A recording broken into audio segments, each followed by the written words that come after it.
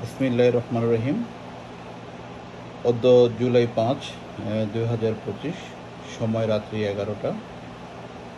আমি মোহাম্মদ আশরাফুল ইসলাম এসেছি একজন বীর মুক্তিযোদ্ধা জনাব বুরহানুদ্দিন হাওলাদার সাহেবের মুক্তিযুদ্ধকালীন অভিজ্ঞতা সাক্ষাৎকার নেওয়ার জন্য। যারা ফেসবুকে এখন দেখবেন, ইউটিউবে দেখবেন বা টিভি চ্যানেলে পরবর্তীতে দেখবেন, তাদের সকলকে প্রাণঢালা শুভেচ্ছা এবং ভালোবাসা। তো আমরা সাক্ষাৎকার পর্বে চলে যাই।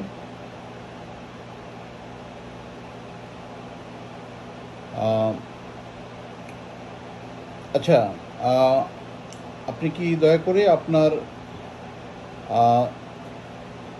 জন্ম, সময়, নাম এবং গ্রামের বাড়ি সম্পর্কে আমাদেরকে কিছু বলবেন? আসসালামু আলাইকুম। আমার নাম বুরহানুদ্দিন হাওলাদার। আমার গ্রাম বাড়ি হচ্ছে পূর্ব মাইজপাড়া, থানা কালকিনি, জেলা মাদারীপুর। আমার জন্ম তারিখ হচ্ছে 10th মে 1950। আচ্ছা, আমরা দ্বিতীয় প্রশ্নে চলে যাই। আপনার যুদ্ধকালীন প্রস্তুতি ও ভূমিকা।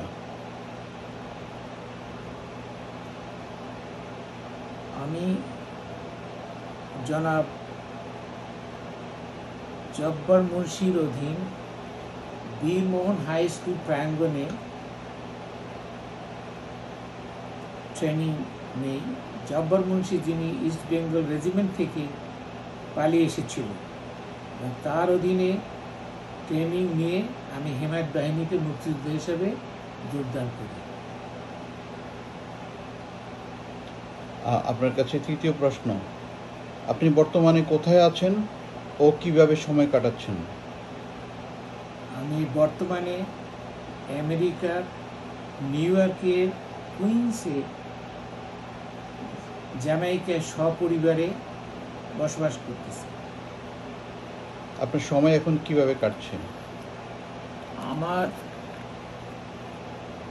আমার একটি প্রতিষ্ঠান হাওলাদার টিউটোরিয়াল ইনক নামে আছে। এখানে একটি 3rd গ্রেড থেকে 12 গ্রেড পর্যন্ত সকল ছাত্রছাত্রীদেরকে পড়ানো হয়, এবং বিশেষত এসএটি, এসএসসিটি, ম্যাথমেটিক্স এবং সায়েন্সের সকল সাবজেক্টেই ছাত্রছাত্রীদেরকে উন্নত ফলাফল করার জন্য সহায়তা করা হয়। আমরা পরবর্তী প্রশ্নে চলে যাচ্ছি। যুদ্ধকালীন বয়স এবং ওই সময়টা আপনি কি করতেন?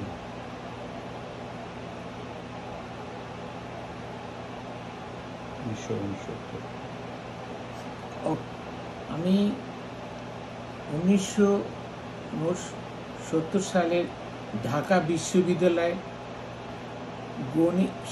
গণিত বিভাগের অনার্সে প্রথম বর্ষে ভর্তি হই।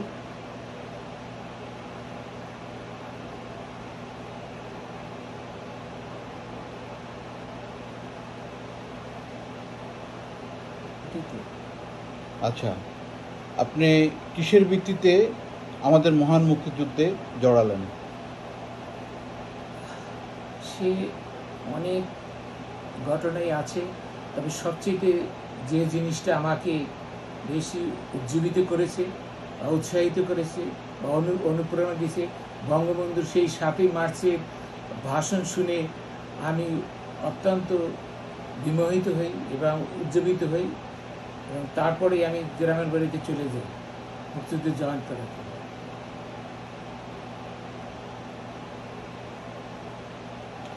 আপনি, আমার ধারণা, আপনি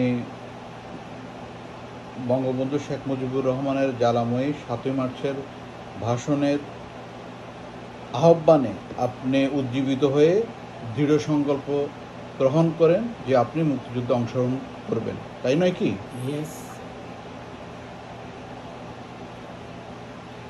আপনি আমাদের বাংলাদেশের নিশ্চয়ই বিভিন্ন জায়গায়, যেহেতু গেরিলা যোদ্ধা ছিলেন, বিভিন্ন জায়গায় নিশ্চয়ই যুদ্ধ করেছেন। আপনি আমাদেরকে আপনার বিশেষ কোনো যুদ্ধের স্থান সম্বন্ধে বলেন, এবং আপনি ব্যক্তিগতভাবে এই যুদ্ধের কারণে কিভাবে ক্ষতিগ্রস্ত হয়েছেন তা আমাদেরকে একটু জানান। সেই সব আমি মর্মান্তিক এবং রোমহর্ষক কথা বললে আমি অনেক আবেগপ্রবণ হয়ে যাই। তবে সেই সময় অনেকগুলো জায়গায় আমরা যুদ্ধ করেছি। বিশেষ করে ফরিদপুরে আমরা যেহেতু হেমায়ত বাহিনীর অধীন ছিলাম, ঘাগড়, হরিণহাটি এবং এইসব জায়গায়, এবং হেমায়ত বাহিনী নিজেও ওখানে হয়েছেন, আহত হয়েছেন। আমার কাছে আমার গ্রামের বাড়ি কর্ণপাড়া, মাইজপাড়া এবং পাথরপাড় এলাকায় যেদিন পাকিস্তান মিলিটারি এবং রাজাকার বিরুদ্ধে যেদিন মানে সরাসরি যুদ্ধ হয়, প্রায় 2.5 ঘন্টার মতো যুদ্ধ হয়েছিল, সেই যুদ্ধে আমি মনে করি যে কোনো সময় আমি মারা যাব এরকম একটা পরিস্থিতি হয়ে গেছিল। সেই যুদ্ধে আমরা 2.5 ঘন্টা পরে যুদ্ধবিরতি হয় এবং সেখানে একজন রাজাকার মারা যায়। এবং আমি মুক্তিযুদ্ধ গ্রহণ করেছি, সেই মুক্তিযুদ্ধের জন্য আমার যে বড় ভাই তাকে মেরে ফেলছে। আমার বাড়িঘর, সম্পূর্ণ বাড়িঘর তারা প্রায় 3 ঘন্টার মতো সময় নিয়ে আমার বাড়িঘর পড়াই দিয়েছে। এবং আমার বড় ভাইকে যেদিন মারে, সেই সময় আমি তার কাছে থেকেও আমি অসহায়ের মতো আমি এগুলো দেখলাম যে আমাদের বাড়িঘর এবং তাকে মেরে ফেলতেছে। এটা আমার কাছে হৃদয় বিদারক, এবং ওই ঘটনা আমি এখনো ভুলতে পারতেছি না। যখনই মনে হয় তখনই আমি খুবই হয়ে যাই। আপনার বড় ভাই কি তখন পরিবারের ভরণ পোষণ দেখাশোনা করতেন? আমার বাবা মারা যাওয়ার পরেই ওই বড় ভাই একমাত্র, যার উৎসাহে আমি ঢাকা বিশ্ববিদ্যালয়ে ভর্তি হয়েছি, সেই ভাইটাকে তারা মেরে ফেলেছে।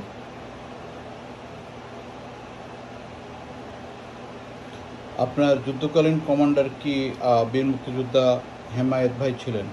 হ্যাঁ, উনি ছিলেন। এবং উনি কিভাবে আহত হয়েছেন ওনার যদি একটু বলতেন আমাদেরকে।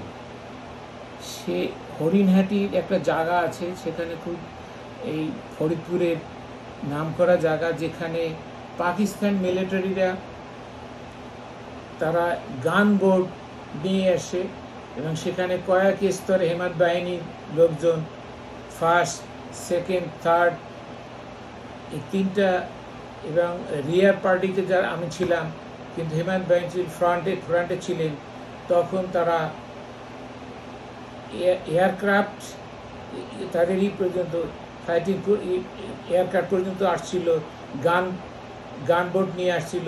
সেই যুদ্ধে প্রায় 5 ঘন্টার মতো অতিবাহিত হওয়ার হেমায়ত ভাই তার গুলি লেগে, মেশিন গান দিয়ে তার গুলি লাগেছিল এবং সে তার দাঁত এবং মাড়ি সহ তার উড়ে যায় ওই দিন।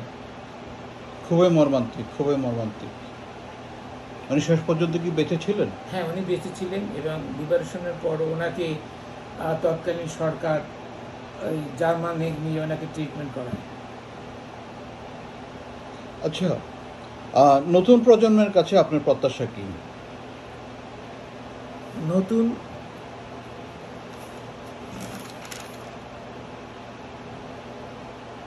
নতুন প্রজন্মের কাছে প্রত্যাশা, আমাদের মাতৃভূমিকে আইনের শাসন প্রতিষ্ঠিত এবং দুর্নীতিমুক্ত বাংলাদেশ তাদের কাছে দেখতে চাই। জ্ঞান, বিজ্ঞান এবং শিক্ষায় উন্নতি করবে এবং তারা বিশ্বকে নেতৃত্ব দিবে, এই আমি আশা করি। যে আশা নিয়ে আপনি যুদ্ধে গিয়েছেন, আপনি তাতে আপনার প্রাপ্তি কি বলে মনে করেন? অনেক ত্যাগের বিনিময়ে আমি একটি স্বাধীন সার্বভৌম বাংলাদেশ পেয়েছি, যার নিজস্ব পতাকা আছে।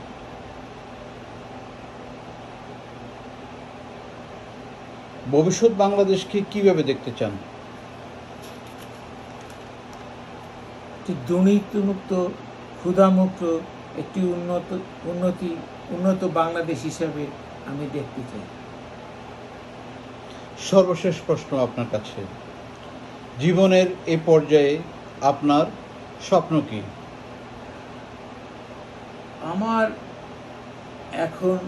আমার বয়স ৭৭ বছর বয়স। আমার মৃত্যুর পরে আমার একটা অনুরোধ থাকবে, আমার মরদেহ যেন দেশের বাড়িতে যথাযথ মর্যাদায় সমাহিত করা হয়। এটাই আমার ইচ্ছা। শুধু দর্শকবৃন্দ, ইন্টারভিউয়ার হিসেবে ছিলাম আমি, মোহাম্মদ আশরাফুল ইসলাম।